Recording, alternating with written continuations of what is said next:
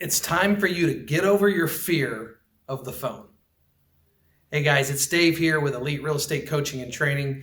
And today we're going to talk about how important the phone is for building your real estate business.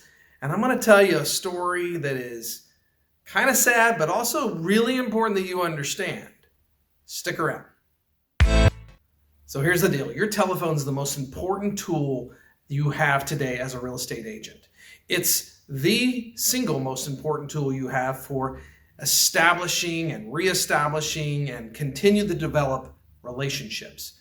We're in the relationship business. Think about it this way. When was the last time you called your best friend? If you're like most of us, you call your friends on a pretty regular basis. If you're like me, you're probably going to call them on a Friday evening to see what they're doing over the weekend and maybe make plans to hang out and catch up.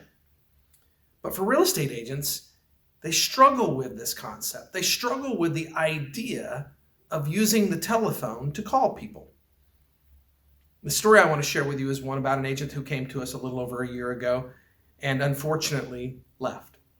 They did some hard work. They built out their database, made a giant list of all the people they know, which is one of our core values that we teach here at our office.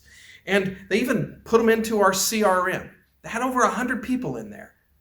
But every week when we would meet and I would ask them, had they picked up the phone and called those people, the answer was unfortunately no. And they would give me great excuses as to why they wouldn't make those phone calls. They would say things like, well, I sent them a letter so they know I'm a real estate agent. And then they would say, oh, well, I post all kinds of things on my social media, so they know by looking at my social media that I'm a real estate agent. Unfortunately, there are two big flaws with the whole social media argument. The first is understanding the algorithms of Facebook and Instagram and TikTok.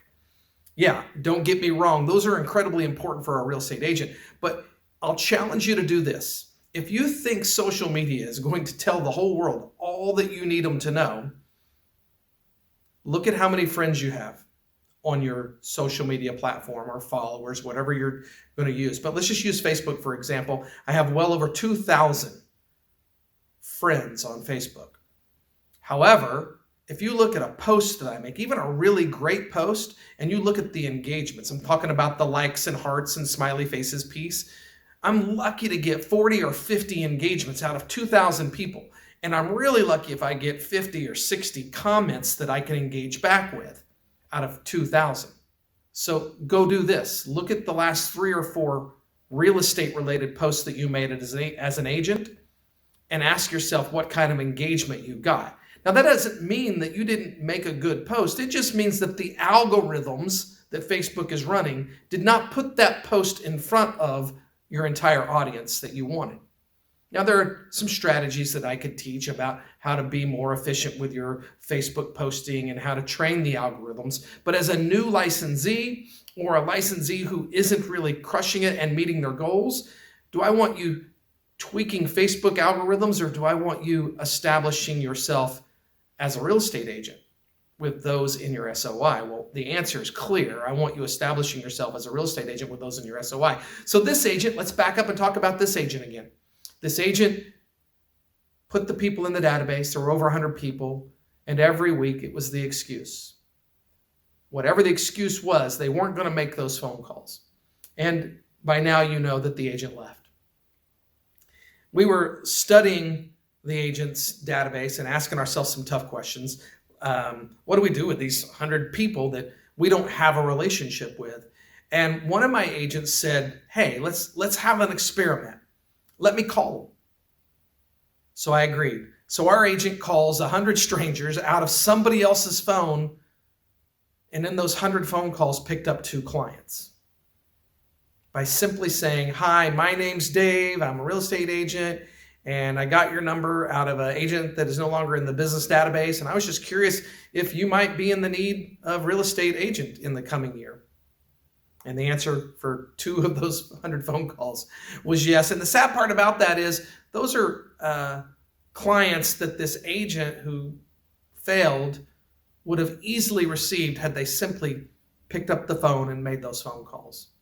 Guys, I don't want that for you.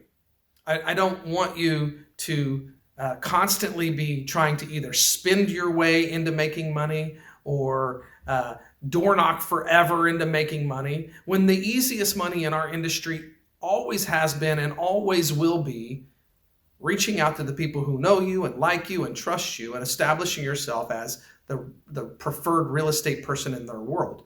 But it takes courage to do that. You actually have to call and have a conversation. Now, the good news for you is this: it's not a sales call. And I think that's one of the mental roadblocks that agents run into. They think of these phone calls as sales calls when they're not. They're relationship calls. So step one, before you make the phone call, is send some type of letter or some type of mail to your entire database. If you're new to an office or you're new to the business, those are an easy one. An introduction, hey, I'm excited about my new career, or I'm excited about my new office. That's an easy letter, and then we follow up with the phone call. But if you've been an established agent at an office for a while and you haven't done a good job of this, it's kind of a reintroduction. So it's a letter that simply says, hey, I wanted to bring you up to speed with what's going on in my world and the real estate market in general, and I want to do a better job of staying in touch with you this next year, and I'll be in touch soon. And you send the basic letter. And then there's the follow-up phone call. The follow-up phone call looks a lot like this. Hi, it's Dave. I hope you're having a great day. I wanted to check in and make sure you got my letter. And when they acknowledge that they got the letter, that's awesome. I'm so excited about 2023. It's going to be a great year in real estate. And I just had a question for you. If you or somebody you know was looking to hire a real estate professional, who would you use? And then this is important. Give them permission to say it's not you. It's okay if it's not me. I just was curious if you guys had somebody that you already had a relationship with. If they say it's you, then you're going to end the call, small talk obviously, but you'll end the call with this. Hey, I'm going to do a really good job in 2023 of staying in touch with you and earning the right to be that person. If they say it's not you because their spouse's sister is in real estate or something like that, acknowledge them, thank them for their time, and just end with, hey, if anything ever changes with that person, I would really love to be your backup. Again, these are relationship phone calls, not sales calls. You need to make sure they know that you know you're not calling them to talk them into buying or selling a house. Nobody is going to buy or sell a house just because you happen to call them and you happen to be a real estate agent. What you may find is that by calling enough people, somebody that you call is in need of your services, and that's awesome, guys.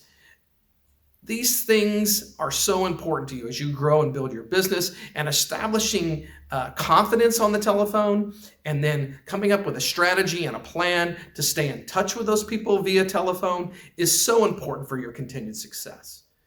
If you do talk to somebody on the phone and you do connect, I would like you to do one final step on that. And that's actually, it's not a final step. It's one more step. And that is send them a handwritten thank you. Hey, Dave, thank you so much for taking the time to take my call. I look forward to being your realtor of choice in the future.